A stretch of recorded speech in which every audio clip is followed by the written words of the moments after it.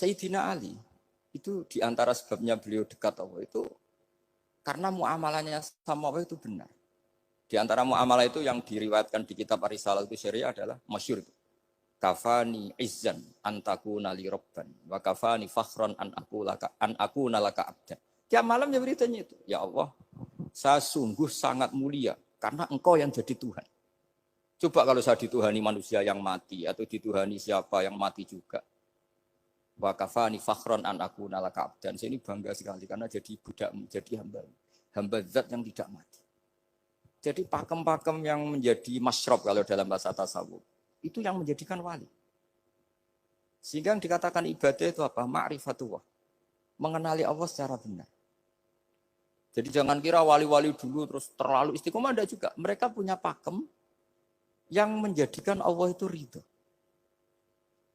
Saya beri contoh nih, di sini banyak makalah, nanti saya beberapa baca tabarruk. Banyak riwayat dari orang-orang sufi. Nabi Ibrahim itu pernah ketemu orang Majusi. Beliau terkenal sakhok, terkenal sakhian. Ketika ketemu orang Majusi, ya Ibrahim, saya ini sehari saja ngasih makan saya. Kamu kan tukang ngasih makan orang. Terus, ya tapi bisyarti antus lima, kamu harus Islam. Fikihnya Nabi Ibrahim adalah, kalau saya menolong dia berarti nolong orang kafir. Setelah orang itu lewat, berlalu karena Nabi Ibrahim enggak mau hormat, Allah memberi wahyu ke Nabi Ibrahim. Kenapa ya Ibrahim enggak kamu terima satu hari, kamu kasih makan satu hari? Ya karena dia Majusi. Kata Allah, dia umurnya berapa? 60 tahun. Tanyakan, pernah kelaparan kan hanya hari ini? Iya ya Allah. 60 tahun dia kafir tak kasih makan. Minta kamu sehari aja kok enggak boleh. Akhirnya Nabi Ibrahim dipanggil orang Majusi, dikejar dipanggil. Ayo tak kasih makan satu hari. Kok kamu sekarang jadi baik? Habis ditegur Tuhan. Terus kata, ahakada yu'amiluni. Apa seperti itu? Tuhanmu mengu'alamalai saya. Ya na'am. Akhirnya Islam orang Majusi. Jadi itu lagi-lagi ilmu. Jadi yang dikatakan ilmu itu satu, nyuwun sewu, satu teori atau kalimat atau apa saja yang menjadikan kita ini pakem.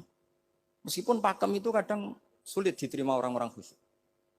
Orang khusyuk itu ya nyuwun sewu ada sisi nakalnya. Makanya Mbah Mun sering kayak jargon masyhur itu. Zada khusyuan, zada jalan, tambah khusyuk, tambah bodoh.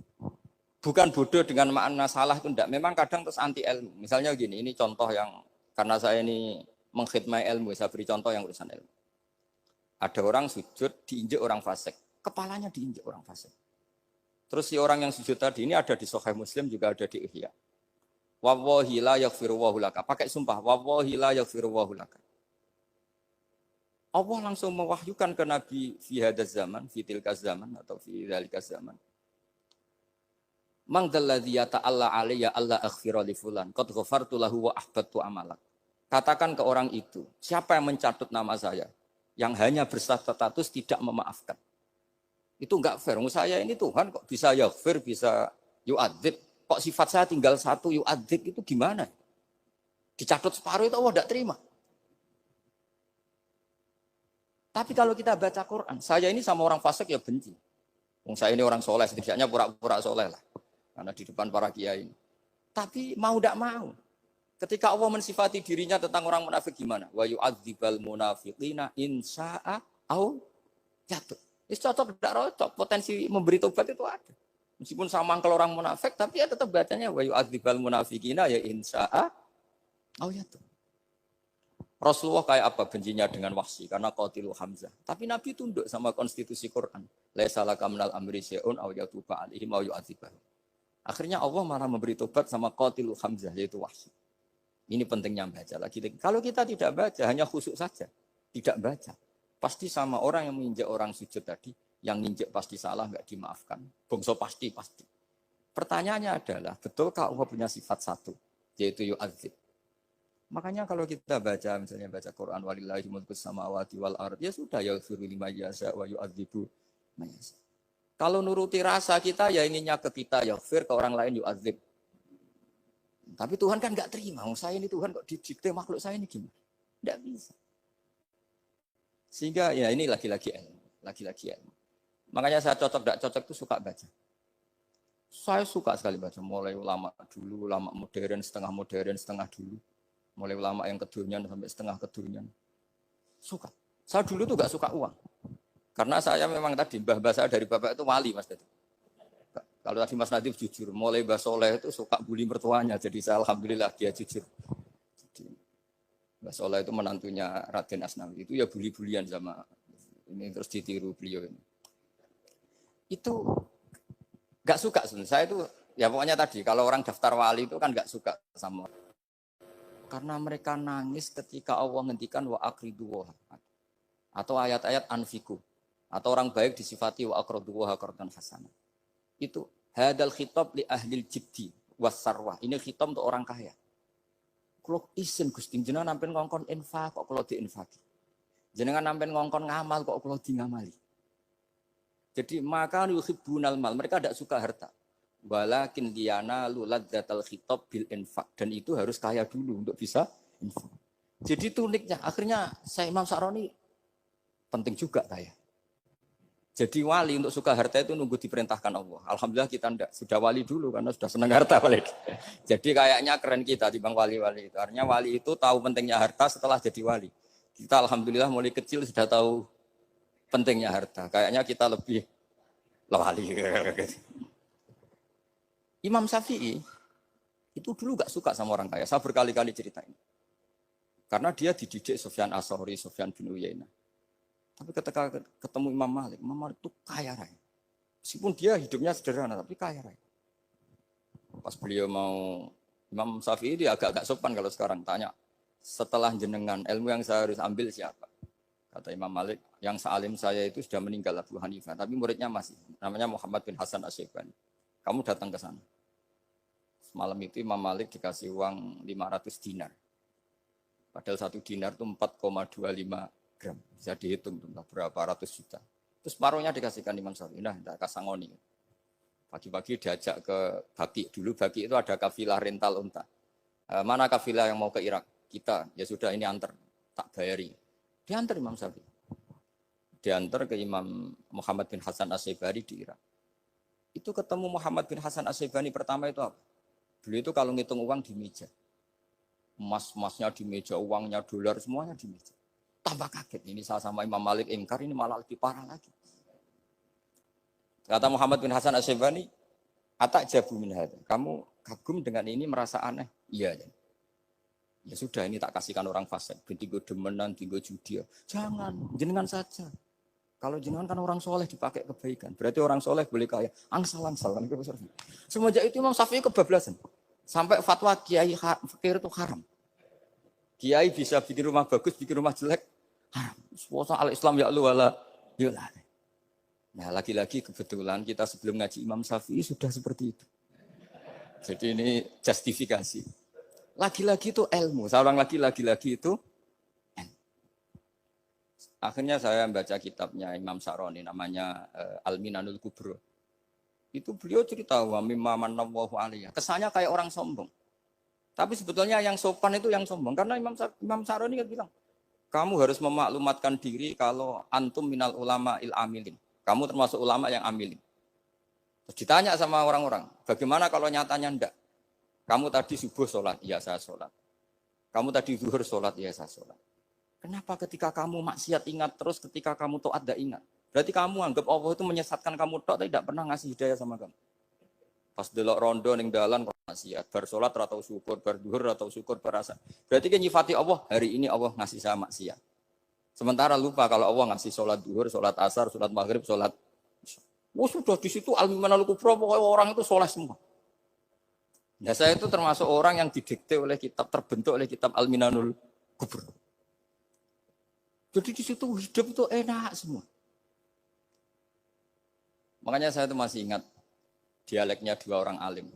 Enggak berusaha sebutkan, ini agak sensitif. Karena ceritanya itu ada anaknya kiai mau nyalek. Karena dia anaknya kiai tanya, Mbah, dalilnya nopo nanti yang kepingin jadi jabatan, mencari jabatan itu sah.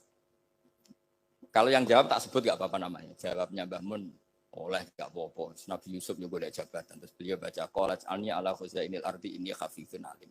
Nabi Yusuf juga ada jabatan ya Rabb. Didebat sama orang alim. Itu Nabi Yusuf syariatnya itu mansukhoh bi syariati Rasulullah Muhammad sallallahu alaihi wasallam. Setelah tamunya pulang, Mbah Mun dibantah gitu. Dari Mbah Mun gini bilang, anut kiai wae oleh pemenang anut nabi. Sama ingat kalimatnya. Anut kiai wae oleh pemenang anut. Artinya Nabi Yusuf kan minta jabatan ij'alni ala khazainil. Jadi akhirnya semenjak itu fikih-fikih ilmu tadi saya ulang lagi. Akhirnya saya cari, termasuk saya disuruh bangun. Saya golekno dalile nak wong soleh kok oleh jabat. Batinku, wong dalil kok diorder saya ya sempat. Ternyata saya cari-cari ya tadi am yahsudunan nasa alama atahum wa min fadlillah faqad ataina ala Ibrahim alkitab wal hikmata wa atainahum mulkan azim. Keluarga Nabi Ibrahim di antara sifat yang disebutkan Allah adalah dikasih mulkan azim. Sebab itu akhirnya kiai Indonesia itu mazhabnya Safiyah semua. Politik ya kerso, jabat ya kerso, proposal ya kerso. Maksud saya ini yang menyelamatkan ilmu. Kalau orang khusyuk pasti gedeng. Kiai kok gelem proposal, kiai kok para pejabat. Tapi orang ilmu setuju. Nah saya nggak tahu setujunya itu bawaan ilmu apa bawaan nafsu tadi itu yang mulai saya data. Nah kalau saya kan bawaan ilmu, saya baca. Itu bedanya saya dengan Mas Nadif, jadi bawaan baca. Karena kemarin saya dibully habis-habisan di Kudus. Saya tidak punya kesempatan bicara di menantunya Neng Muah ya. Wah ini kurang ajar betul orang ini kata saya. Tapi saya nyari sisi positifnya. Kalau saya dibully kan saya madlum. Orang madlum gampang jadi wali.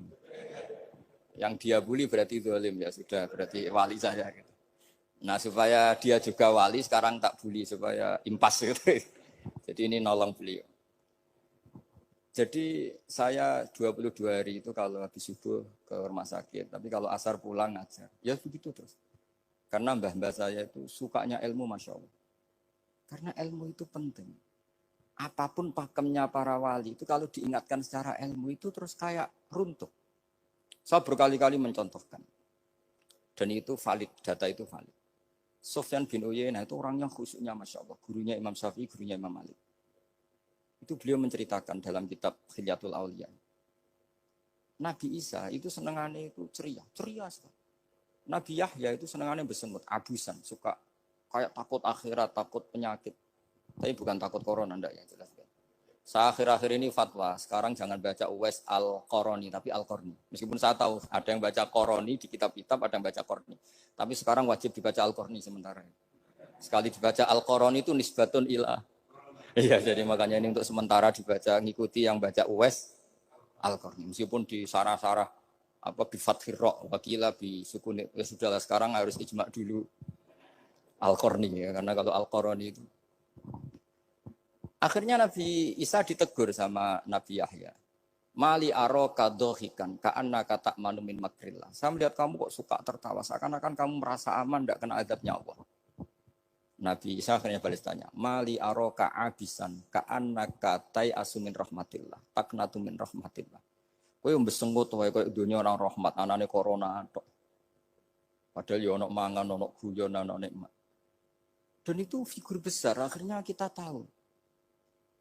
Dan saya sering cerita juga, setiap dakwah itu Nabi Isa nyari syirorun nas, Nabi Yahya cari khiyarun nas. Tentu alasan Nabi Yahya gampang, berteman orang baik itu baik lah, nyaman, terus akibatnya juga baik. Nabi Yahya enggak. Limada tanzilu ala syirorin nas. Kenapa kamu singgahnya ke orang-orang yang buruk? Ana tabibun udawil mardo. Saya ini dokter, tentu menyembuhkan yang sakit. Akhirnya terus di Indonesia banyak kiai yang kancanan orang fasik ya banyak. Tapi ya tentu yang benar itu yang mensolehkan yang fasik. Yang mesti salah yang menjadi fasik karena ketularan yang. Tapi itu lagi-lagi apa? Ilmu yang bisa menjadikan kita percaya itu ilmu.